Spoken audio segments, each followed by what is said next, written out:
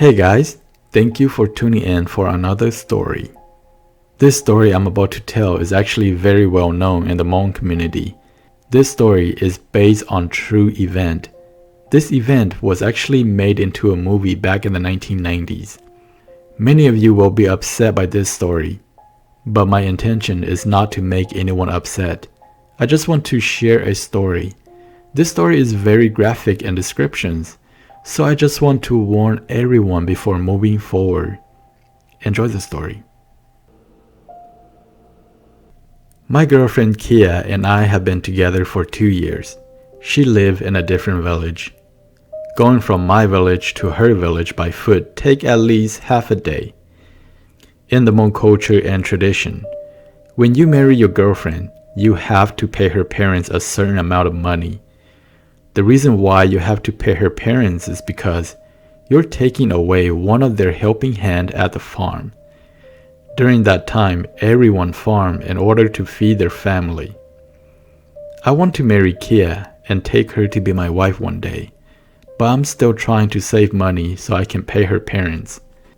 Unfortunately, one day while Kia was walking to her parents' farm alone, a man and his friends from another village bride kidnapped Kia. Bride kidnap is a form of forced marriage that was commonly practiced by Hmong men back in those days. The women have no right in most cases and they cannot refuse to marry their kidnapper. A traditional Hmong wedding usually follows after this event. When that happened to Kia and she was forced to marry her kidnapper, I was heartbroken. After 2 years of being together, I don't know how to let her go to someone else. I even attempted to commit suicide a few times without success. I don't know how to move on because my heart belongs to her and only her. After 4 years, one day I stumble upon the village where Kia and her husband live when I see Kia walking alone on the dirt path which leads to their farm. I was wondering, how come her husband didn't accompany her to the farm? I slowly follow her until she's far away from the village. When I know that no one is around, I call out to her from behind. I tell her to wait because I want to talk to her. As a married Hmong woman, without the presence of her husband, she cannot talk to any man, especially an ex-boyfriend. When I got closer and she realized that it was me, she's starting to power walk forward. She did not want to be seen by any villager talking to her ex-boyfriend. As I was following her, I said to her that I know her husband don't love her anymore, that's why she's going to the farm alone.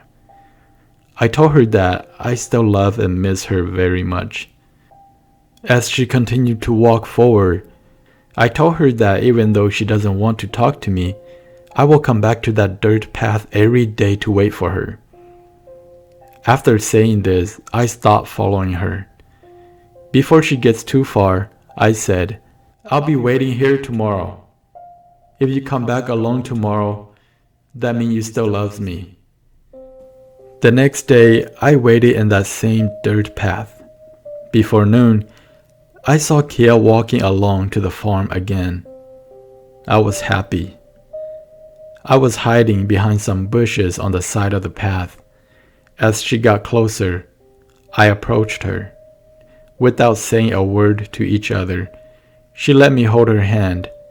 We walk away from the dirt path into the forest and make love. On that day, I found out that Kia's husband was dating someone else and was planning to marry a second wife. The reason was because Kia was not able to have any children for her husband. In some culture and part of the world, men can marry more than one wife. Every day, I will wait for her on that dirt path and accompany her to their farm. One day, Kia and I made a blood promise. Each of us prick our own finger with a needle and mix our blood together on a banana leaf. We each lick or take a small sip of our mixed blood and made a promise to be together even in death. Side note, this type of blood promise or blood oath was commonly practiced among young lovers back in those days. Usually when one died, the other will soon die too. This is why the Hmong community have countless ghost stories related to blood promise. Usually the one that was left behind will start seeing their dead lover. Sickness will soon follow and the one that was left behind will soon die also. Back to the story. Hmong women have no right. They cannot initiate a divorce. That's why after Kia and I made our blood promise, we came up with the plan to get rid of Kia's husband so we can be together. Our plan is to kill Kia's husband in his sleep. That day at sunset, I was waiting on the edge of the village where Kia and her husband reside. I brought with me a hammer and a 6-inch flathead nail. My plan was to wait patiently until the early morning. Kia and her husband's house are made of woven bamboo walls and straw rooftops. Woven bamboo walls are strong, but they're very thin. They're not even an inch thick. At 3 a.m., I quietly sneak into their village without anyone seeing me. I walk straight to Kia and her husband's house and I know exactly which corner they sleep in. When I got to the corner of their house where they sleep, I know that Kia can hear me. I know that she had been waiting for me. I quietly squat down onto my knees and stick the nail through a small gap of their bamboo wall. I can feel Kia holding onto the tip of the nail. Her job is to guide the nail onto the top of her husband's head. I was waiting for her to clear her throat, because that's a sign for me to hammer the nail into her husband's head. Then she clears her throat. I hammer the nail into her husband's head.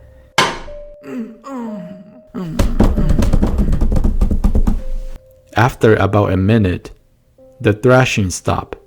Then I heard Kia said, "He's dead." I told her that I'm going home before anyone sees me. That morning, Kia woke up early before sunrise to make breakfast like every day. When breakfast is ready, she set them on the table and pretended to try and wake up her husband. But she knew that he's already dead, because he's already cold and stiff. She pretending to cry and start calling for help. Some villagers were concerned when they heard Kia's cry.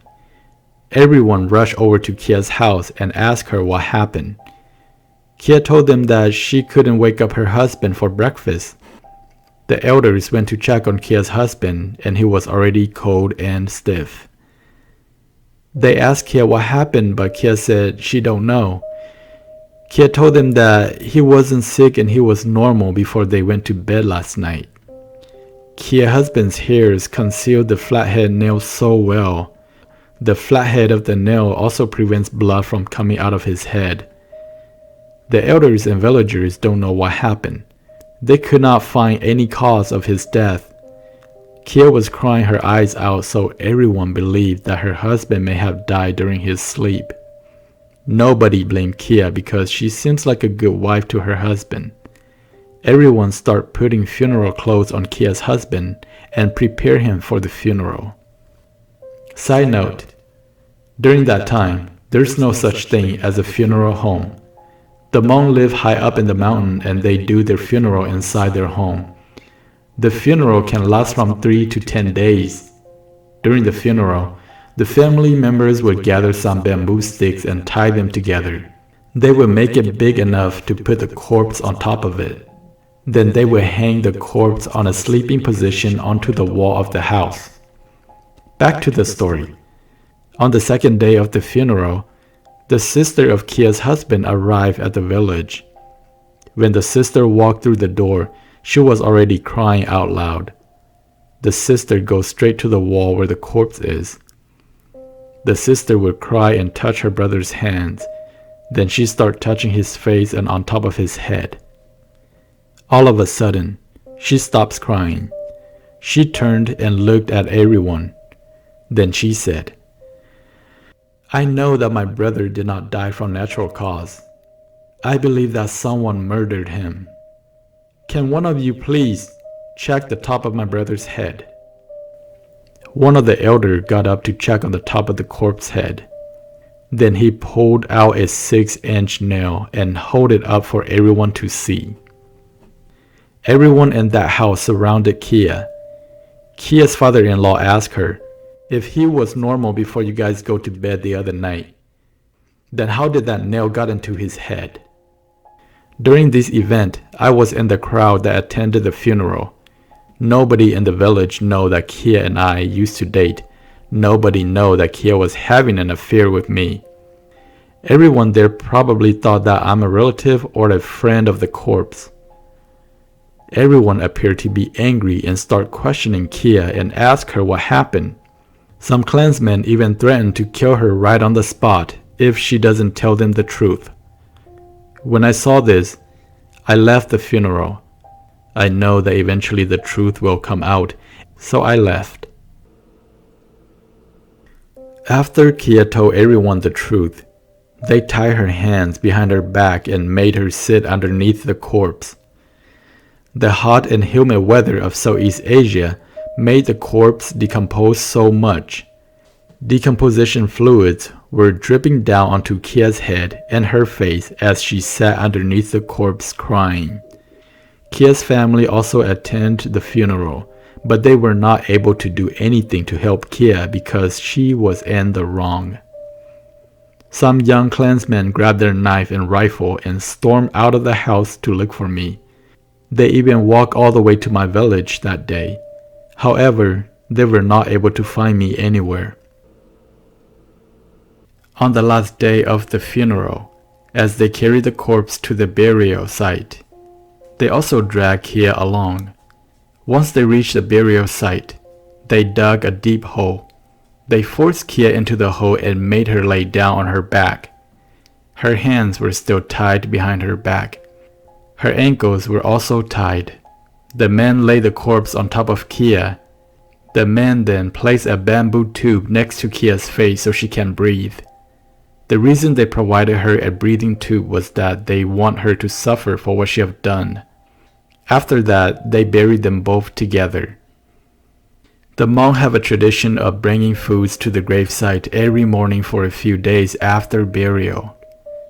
The first 2 mornings when they brought food to the grave site, they can still hear Kia crying and pleading to be let out. On the 3rd day, they can no longer hear her. You might wonder what happened to me. I've already hung myself in the forest after I left the funeral. I don't want to face the consequence of killing another person. I was not found until many weeks later.